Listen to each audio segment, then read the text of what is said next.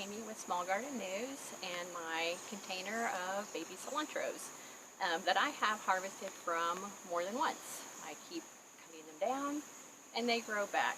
And one reason that works for me is that they are growing in a nutritious medium. They are in compost from Soil Cubed instead of on like a sterile mat, which is a way a lot of people grow their microgreens or baby greens. If you grow them on a sterile mat or a non-nutritious mat of some kind, a fiber thing, there's not going to be any additional nutrients in there to help them regrow. Everything they have to grow with is what was inside the seed. So once they've kind of used that all up, they can't make more. But if you have grown them in some kind of compost or other nutritious growing medium, then you can harvest more.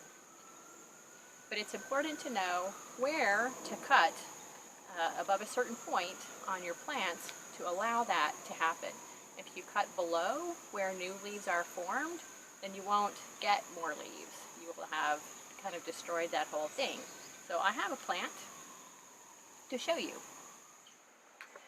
This is a cilantro plant that I pulled out of my container, and you can see down at the bottom, above the roots, there are two strappy leaves, really narrow, right across from each other, and then there are more leaves that are round at the top. Those strappy leaves are the seed leaves, the very first ones to unfold out of a seed. And those, if you cut above those, then the plant can regrow more leaves. But if you harvest by cutting below those, you're not going to get any more leaves. So that's important to know, and that works for most of the kinds of plants that you might want to grow as microgreens. You need to be sure, if you're going to regrow them, to harvest again and again and again, that you cut above those.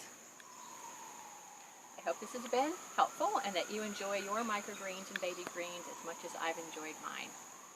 Thanks for watching. Bye.